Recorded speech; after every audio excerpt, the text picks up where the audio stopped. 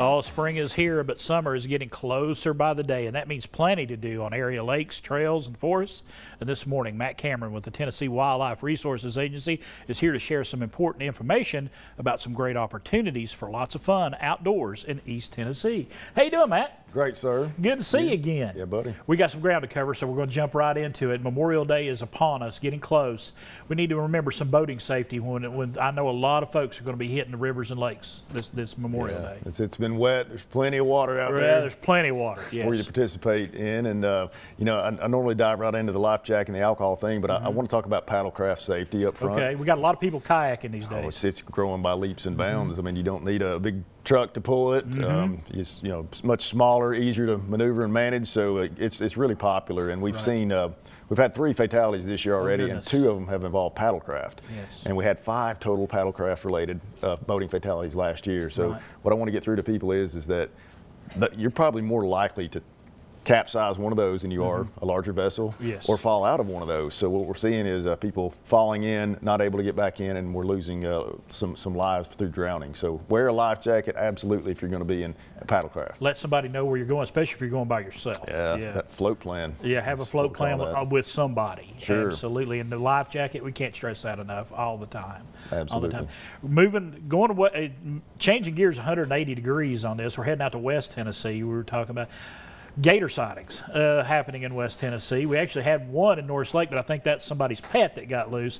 But the gators they're making an appearance in West Tennessee. They are, and Andy Tweed, the wildlife officer out there in Shelby County, says they've been there his whole career. He's been there 30 years. So they don't get seen a lot. Of course, everybody has a camera now in their pocket, so we're seeing more of them.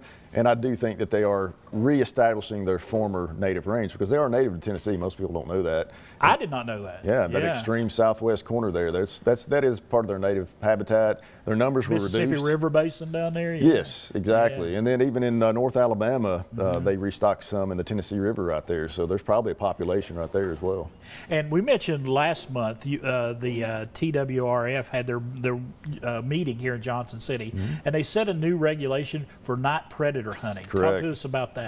Yeah, so something that the sportsmen have been pulling for years is let us hunt coyotes at night. You know, why don't we do it? Other states are doing it. So the commission finally did give them that season. It'll be no limit on coyotes at night. 1 bobcat may be taken per night. It's the downside, I think a lot of guys are going to complain over, is it's for shotgun only. They won't be able to use these tricked out AR platform style guns that they've invested in. So shotgun only, and you can't use single ball ammunition, so it'd have to be some sort of a shot shell to hunt them. But you can use optics at night. You can use infrared or night vision scopes on them. And I think, you know, with the coyote population exploding in Tennessee, that this had to be done at some point, just to keep those numbers in check. Yeah, I think it'll help. They're here to stay. We could talk about coyotes all day. I see them all the time. I see them all the time right here in downtown, around Johnson City and the suburbs. You see coyotes. They do well in urban areas, and they actually live longer in urban areas than they do in the rural areas. Studies have shown. That season, the season does not start until deer season ends in 2025, and then it runs through March the 9th. So there's some time on this one before it kicks in 2025. Yep. So. All right. Regulations there, you got to do it on private property too. And not only you got to have a permit, you also got to have the landowner's permission as well. Written permission to hunt at night. You know, right now you and I just need permission to go hunting in the daytime or whatever. At night you have to have it written down. Okay. Make sure you keep that in mind if you're going to partake in that. And also, a big day coming up on June 8th. We got to get this out there. It is free fishing day, and there's actually some great events going on around here locally. Correct. Yeah, anyone in the state of Tennessee can fish for free on June the 8th. Don't need a license, and we want people to get out and enjoy fishing, and hopefully they'll want to continue doing it.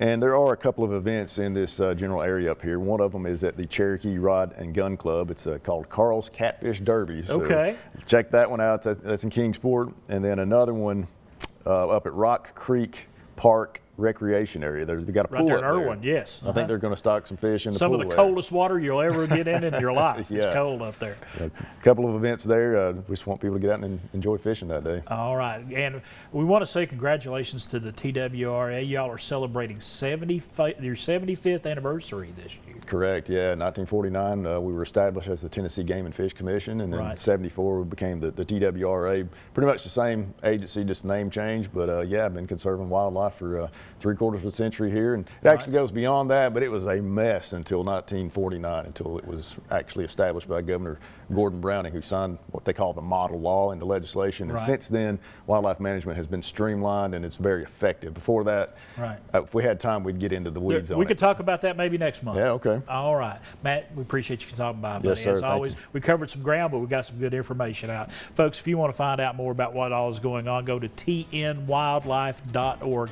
It is a great website, a great resource to find out all about the great outdoors.